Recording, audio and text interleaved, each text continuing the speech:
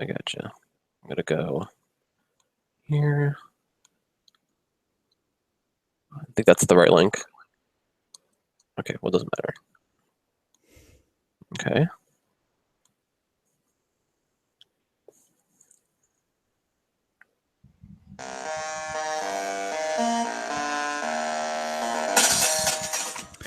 What is up, everyone? Welcome to Reality Room Podcast with Paul and Chris, and today we are going to be talking about the first episode of Hunted. We got a lot to talk about. Oh my god. That's right, guys. For those of you that don't know, CBS released a new reality show called Hunted. It's a very intense reality show. Basically, we have, was it 9 groups of 2 people, Chris? Yeah. No. It's 8 groups. Eight groups of 2 people, so 16 groups of people. It might be 18. I don't remember. Whatever. Well, 16 or 18 people whose main goal is to escape from these expert finders, basically. Yeah. People, these are ex-CIA members, ex-FBI people. It's crazy stuff. Yeah. So and they have to escape for, I believe it's 28 days, and if they do, they get $250,000.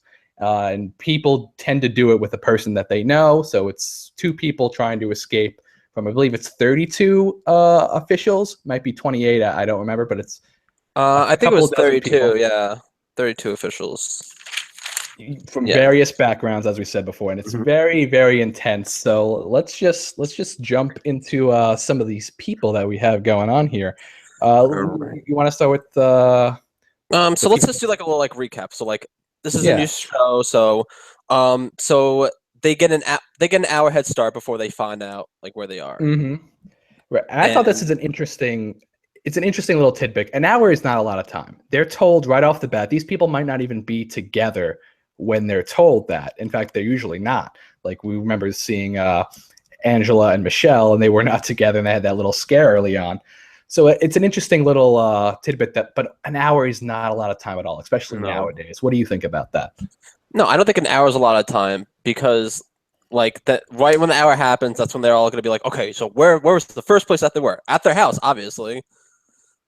So they're going to find that out. Exactly. So the person I think before we talk about the people, let's talk about the. So obviously they have to survive for 28 days. Yep. They only get $500, and they can only take out $100 a day at an ATM machine. So once they use that ATM machine, they automatically know where you are. Exactly. The thing with ATMs. Exactly. The thing with ATMs, they have this camera on them, so they can automatically detect transactions, and they can track your location. So you have to be very strategic about it. And we'll get to a little bit about how these specific people do with that.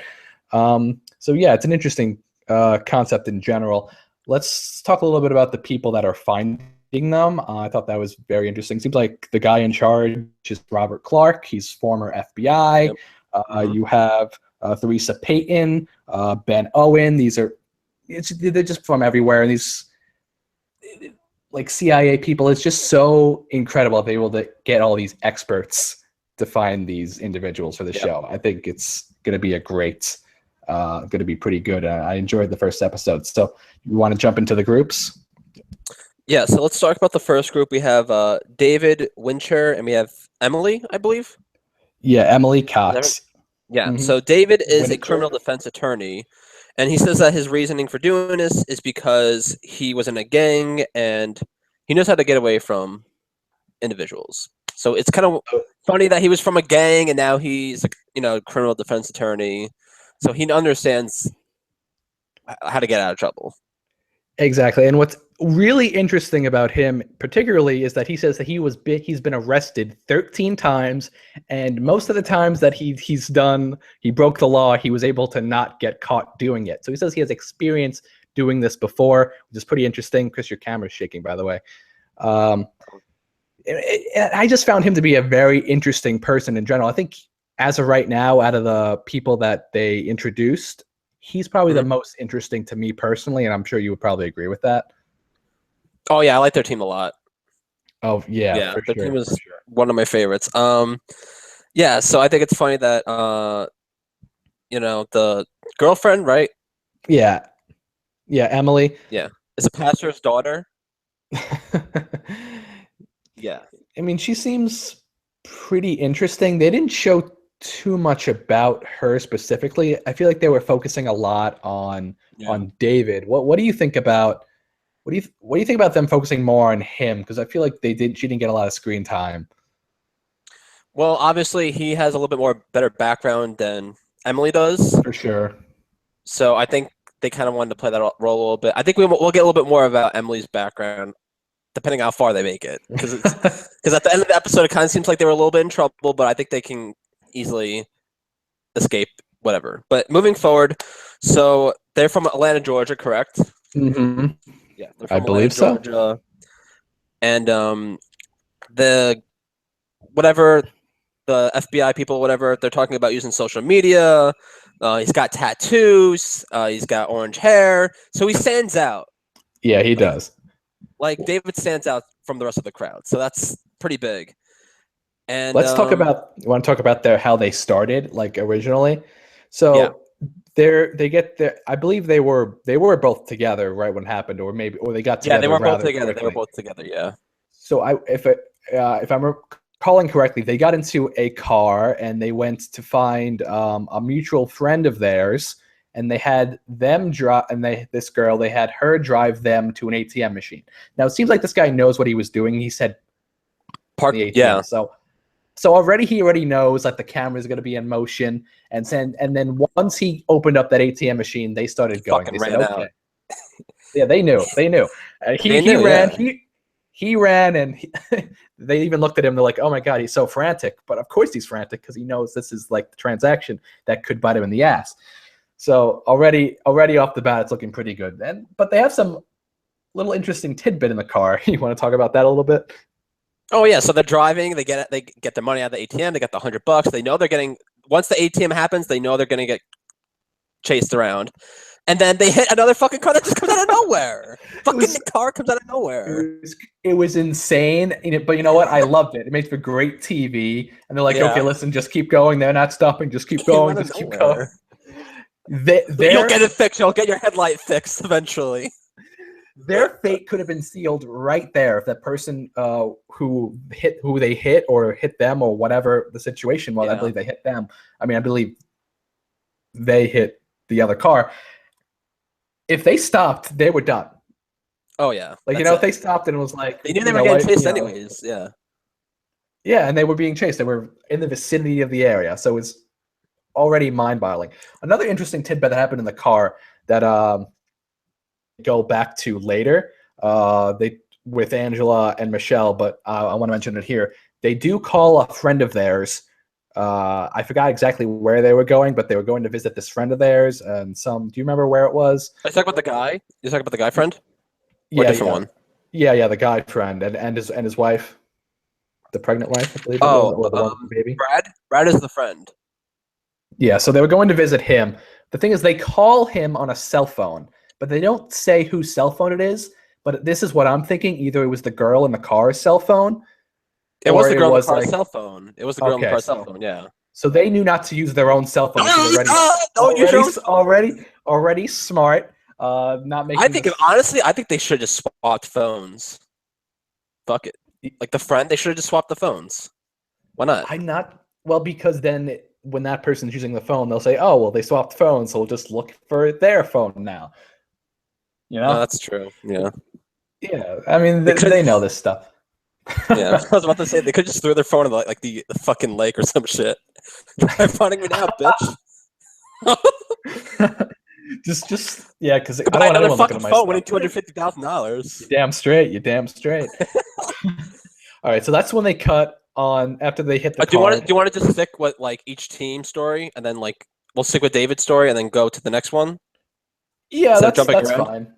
Okay, so let's go back with David. David and the girlfriend. So David he's the man in question here. David he's the most interesting guy.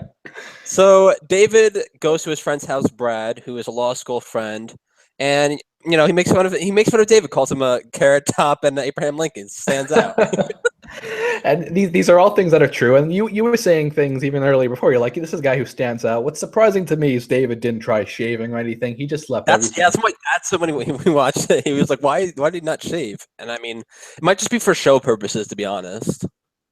Yeah, you know what I mean? perhaps. Like, he needs the beard, stereotype and shit. But, Makes sense. Makes sense. Kind of got like the lumberjack look a little bit. Yeah, so let's talk about the Foxtrot team. Yes. Man. And she's so stupid. I don't want to call her stupid, but she was ridiculous to write down her whole plan on a calendar and then rip the page off and then still have like little marks of it too. Yeah, and what's it's so bizarre in my head. It's just so but you really have to give it to like these intelligence agents for just getting that. They got the calendar. It's one piece of information. They walk in, they've taken pictures of everything in the home, everything, and they get this calendar, and it's just the one piece of pivotal evidence that just nails exactly what area they're going to, and it's incredible in my head. So I was thinking what she should have done was she should have done that exact same thing, but wrote a whole bunch of things that were not going to be related to it at all. Like, give them like false information. Exactly. And then they'd be like, oh my God, this is where they're going. And then they waste time going all the way there. And then, you know what I mean? But that's not even what they did. Exactly. And you know what? If there's a season 2, someone's going to do that in season 2. Oh, yeah. Someone's going to do like 30 different things. And one of them's going to be true. Hey, one of these teams could do it, though. We only got like 3 teams, so. That's true. And they're breaking it up. By the way, next episode, I believe, is on the 25th. So there's 2 episodes that day. Right, yep. Wednesday? Yeah, it's on Wednesday. Yep, the 2-hour episodes. That should be pretty interesting. Right, yeah. But anyway, back to the intelligence agents. So they look at the information and they got the whole month's plan. Yeah, crazy. The whole month's plan. And basically, they send their team out to this location to where it corresponds to the dates. And Brad calls the wife, and she's like, yo, there's like a black tinted cars or whatever, black tinted windows on this car, black car driving around lately. And that stuff's noticeable in their neighborhood because it's probably not a very big neighborhood. So they notice this right off the bat. And Brad's face, David's face, just you can just see it. Oh, they got me. What could it have been? They wondered. But yeah. So now they have to change their whole game plan. They're like, okay, so Brad, what's the 411? Yeah, there's this black tinted car outside.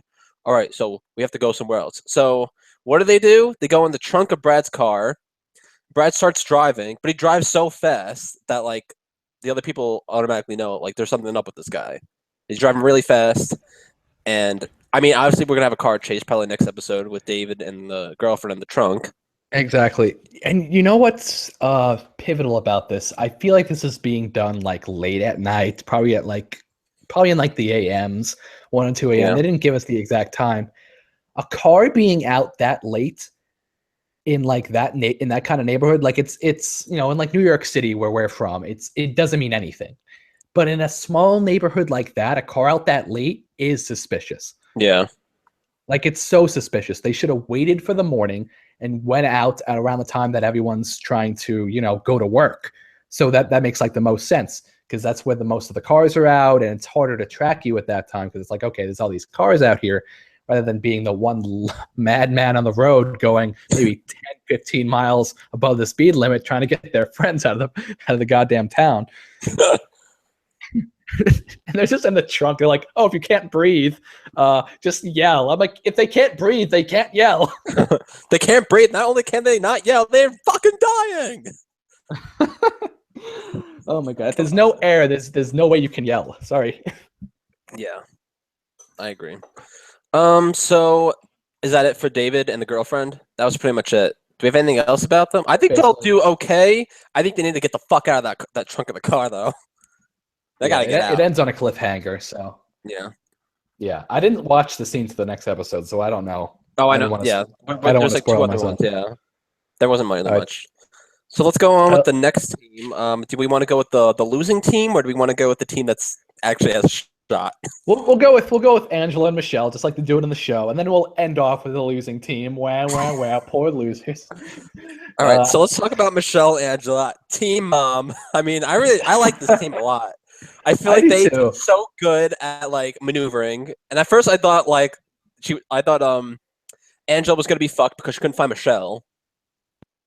Like, where is she? Is she on? Because usually, like, we saw that both of them were in the house together, packing their shit, and then we find out like she can't even call her on the phone. But then she's in this big pickup truck or whatever. I don't know what kind of truck it was. She's in this huge truck. It was Michelle's sister, I believe. So, they're saying goodbye to their kids or whatever. And yeah, Angela's a single mom. She's a real retail sales associate. Her daughter Lauren, I think, her daughter Lauren's like upset, but I think they said they knew each other since like third grade. Was that right? Yeah, they're high school classmates. Yeah, Michelle and Angela, high school classmates. I mean, high school classmates, they can do pretty good. Maybe they could. Yeah, they can do. Yeah. Maybe she takes like the lollipops. It's so funny. They have like a close up of like her just like snatching lollipops. Like that's so important to keep right now. They have it fall on the floor while she's running out. It was just really, really, really funny. Yeah. They didn't go to an ATM, right? Not yet. No, they didn't. They didn't go to the ATM machine. But so they stacked up on food and like camping equipment, basically. That's smart, though. All right. Let's talk a little bit about. So they did track the call that she was making, right? No, I don't think they were. Really? Yeah. So what happens is, so Angela, she's trying to get out. She's really upset. Like, Michelle, call your phone, blah, blah, blah. And then she comes up with a pickup truck out of nowhere. And then they go on the pickup truck, and they're walking on foot, and they're using other people's phones to contact their friend, their mutual friend. Yeah, exactly. Which is very smart. But what's interesting is that the intelligence people, they do get a read on the truck. So they do know that there was someone in a truck somewhere that was dropping them off. Now, they don't know where they were dropped off, and maybe they didn't show the intelligence people too much for them afterwards. Yeah. So I don't know if that means they're not on track with them, or if we'll just find out about a next episode. They could know exactly where they are. Like, we have no idea because they didn't show anything about that. They didn't really show the intelligence people too much. So they camp out for the night. They wake up, like you said, they call their friend, and they're walking down the road, and they see this white car with the door open. Yeah. And they go off their knockers. They get paranoid. Bonkers. Who is this? Yeah, I mean, they're scared. They're like, okay, let's walk back up this way. I guarantee it was nothing. It was nothing, obviously, because they would have just showed it. Yeah, it was nothing because they would have just showed it. That's exactly right. I think they're in a pretty good position right now because they're not showing the intelligence people. Yeah, they're not. Like, it's just I'm being very candid. They're not showing them. Mm-hmm. It either means that they're waiting it out for like a big reveal, being like, oh, we were on top of them the whole time for one big episode scoop, because they could do that because at CBS they got to get the ratings, or they got nothing. Yeah, they have a general vicinity and that's it. So, Michelle and Angela, was there anything else that we missed up on that? They get picked up by the guy, but that was before, right? That was before they got off. How did they end? How did it end with them? Didn't they call the friend up? No. Yeah. They called the friend up and they got in the car, and I believe they ended it there, didn't they? I think so. Yeah. Or did they get dropped? I think that's why. With them in their camping equipment walking down. Yeah, that was it. Once the door opened, and that's when they walked back. So yeah, that was about it. Yeah. All right. So I mean, that covers Team Mom. I hope they do good. Team Mom. I'm rooting for Team Mom. So I'm pretty excited. I like Team Mom. They're good. Yeah. So next group. Oh my God. Okay. So now that we talked about the two people that are doing pretty good, let's talk about the losing team. Unfortunately, Matt and Christina. Matt is going to his mom's house. He's 6'8". He's pretty tall. Yeah. Christina's a model. So they do research on them. Yeah, they do research on them. Their Twitter is deleted. They're like, oh my God, their Twitter is deleted. Now what are we going to do? Well, that's not a problem. These people basically, they when they were told that they were being hunted, they went on the move right away. Yep. Mm-hmm. Had a game plan in their head already, which is smart to do in the beginning. I mean, obviously they mess up later, but one little thing, it's always what it is. So they drove their car down. I believe it was their car. It could have been a rental. I don't want to speculate, but they were not being detected. Basically, No, they weren't. They were safe. They were good. They were good to go. Mm-hmm. Yeah. So they call a family member. They borrow someone's phone, but no one answers. So what do? They go back in their car, and they know they're being watched. So what do? They disguise themselves. But here's the thing, though. They weren't being watched at that time. The intelligence people said they had nothing on them, so they messed up. Yeah. It's I didn't understand. Yeah, it gets worse for them, to be honest. So their plan is to go to Atlanta. And they get dressed up. Christina looks like a dude now. And yeah, they disguise themselves. And the real issue is, and tell me if you think this is ridiculous. When they go to the ATM. Well, first of all, I just want to mention the original plan was to have their parents pick them up. Yeah, which would have been a much better plan. I mean, they probably would. Oh yeah, they probably just drive. They had a better time just driving there. I agree with you, and they probably would have tracked the parents down, but that's neither here nor there. But when they get to the ATM, they're still in their disguise. I know, they're so stupid. Like they track the card. They have a camera. They can see what your disguise looks like. What was the point of that? They knew once the ATM machine. They knew once they took money out of the ATM machine, that's when they were going to see them, and they wasted it, and that pissed me off. Oh, I was so mad. Oh my god. And so so they finally get to the station, and they're like, okay, so we could take $100 out because we need like $35 to get on this bus. So why? They knew they were being watched. They knew how much money they were taking out, and they what? They didn't think that what would you call them? Kind of people. What'd you say they were? Intelligence agents. Intelligence people. The intelligence agents. Yeah, they knew the intelligence agents were going to find them eventually because once they used the ATM machine, they know, like, oh my god, I'm being watched, and all they had to do was ask the person where are they going, and they have their whole route. That was it. It's so easy. Exactly.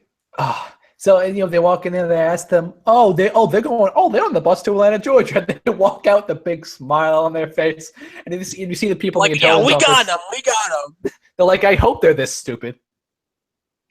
Yeah, which is hilarious. So they have the scene with them on the bus, and they're like all paranoid and stuff. We'll just get to the end. Just when they get off. I'm sorry, you cut up there, little buddy. You cut off. What'd you say? I got cut off? Can you hear me now? Yeah.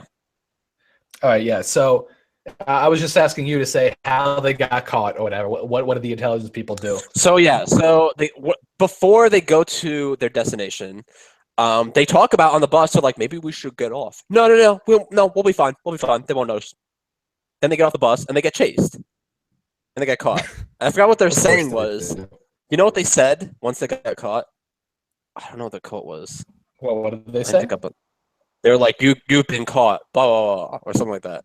Yeah. They said you've been caught. They put their hands on them and everything, and that's basically the end of that, which is pretty anticlimactic. Which is because they only got They caught, how many days was it? Was it only just one day? I think it might have been. Yeah, I think it was only a day. I think they only lasted a day. I know for a fact that David and the girlfriend, they're on day 3, so they only have like 25 more days to go. Yeah, they might. Yeah, they're on day 3. They've gone through 3. Yeah, they're on day 3. So let's do some speculation right now. I believe David is going to get out of his situation with it's Emily, right? Yeah, Emily.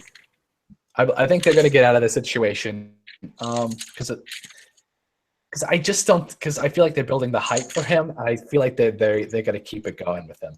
Angela and Michelle, I feel like they're going to get caught for a stupid mistake.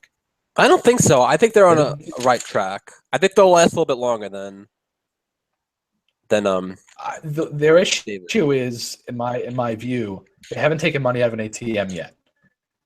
They do. Yeah. What are they gonna do? That's the question. What they should do, can they only take so they can only take $100 out for the ATM machine, right? Is there a rule where they can do $50 and then $50 on a different ATM machine? I have no idea. What I was gonna say was, because once they use the ATM machine, they're gonna know where they are. So that Right. they're gonna have to use that ATM machine or get somebody else to use that ATM machine. Are they allowed? I don't even know if they're allowed to do that. Can they go to someone and be like, "Yo, can you take $100 out of my ATM?" I mean, kind of weird, stupid question to ask, but I mean, I'm not. It's really tough. It's really Yeah. tough. I don't know. I'm sure they're gonna see. I'm sure we're gonna see a whole mess of tricks yeah. on the upcoming episodes, hmm and I'm excited. I really am. All right. Yeah. So we had 18 contestants. Now we're down to 16 within one Right, episode. 16 I mean, left. that's good that we're It wasn't- doing it like this Yeah, because if we have a lot more, that we have 8 other teams now to follow their story, and I don't know how it's long the good to show's be gonna last. more. Yeah. It's better to be more linear with it for sure. Yeah.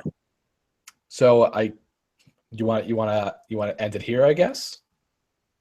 I do have a couple more things to say about it. Yeah, go ahead. Yeah, so there's 8 more teams left. How do you feel about the structure of it? The structure of three teams, 1 episode. Yeah, I mean, as of right now, it's been looking like it's been working out fine. Yeah, it's been going okay in my eyes right now. I don't have any complaints about it. It does. If the only issue that there's ever a scenario where 3 teams are lasting like a long time, you know. So Yeah. well, what if, for instance, all the teams last like a week or two? It's going to be so tough to navigate the edit. I feel, Mhm. but as of right now, that's never going to happen. Most people are going to get caught early, and a few people are going to make it far. Yeah, I agree. No, I like the way it's structured right now. Three is good. Three Yeah. is solid, and we'll probably It keeps the flow. It keeps the flow of the timeline going, and it doesn't really get boring, to be honest. They always I feel like we'll be getting. Yeah, I was about Go to say ahead. it's almost kind of like Amazing Race. It's what it feels like that. It's more of an Amazing Race type of production where they have each one has like their own camera person, and we find out in the episode 2 that they were recording this in June. Right. When they found out about the So calendar, they realized it was a Yeah. June month. Yeah, so that was like 7 months ago 8 months ago when they filmed it. So they were doing this for a while. Yeah, and I don't think it was. I'm not sure if it was all at the same time per se. I don't know if it was all being done on the same day. It was probably being all done in like a span of a week, maybe. No, that's probably wrong. It was probably all done at the same time, right? Yeah. How else would they have calculated the dates? Yeah. For Emily. So I guess it all was done at the same time, which is it's got to be hard for these intelligence guys. It's got to be really tough. I think the way they do it is they have the 3 teams, right? And then once one gets captured, then they go on to the third person. So they always have 3 teams of fugitives to try to get. I feel like that's their structure. I mean, we'll see what happens next episode. Because that's the real question, right? Is how are they going to introduce? Well, obviously they're going to introduce at least 1 more. But if they do 2 or 3 more, it's going to get a little more. It's going to be harder to for the viewer to remember who these people are. Yeah, because everyone has to get a fair amount of screen time. We'll see how that works out. Yeah, I agree with that. But yeah, overall thoughts on the show. I think it's amazing. I'm on the edge of my seat because I'm like, interesting. So this we're not going to be done yet because there's a couple of things I want to do as well. So this is Hunted Reality Room Podcast number 54, episode 1 recap, and we are going to talk about Reality Room news because we do that. So the only Reality Room news that I got Sequester Access. If anybody knows what that is, it's going to be the cast is going to be announced on Wednesday. Heard there's going to be a couple of good people that are going to be on the season. Definitely watch it if you're interested in shows that are competitive, kind of like this, but this isn't really competitive to like play competitive to like two groups, the hunters and the contestants. So it's a little bit different. So it's gonna start not this Friday, but the following Friday. So if you're interested in that, it's called Sequester Access, and yeah, that's pretty much about it. And this is where you can follow us. Please. We also have BB Canada, Big Brother March sometime. I don't know the exact date yet, but keep watching us and you'll get the exact date. You better believe you will. Keep watching. Yep.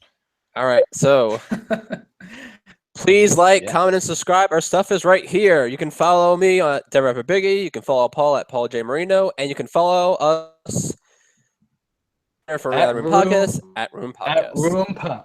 At Room Podcast. If you guys like trolling tweets on some of these shows, yep.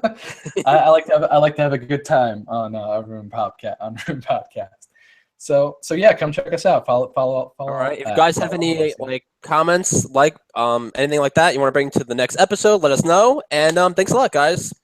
Peace. Peace.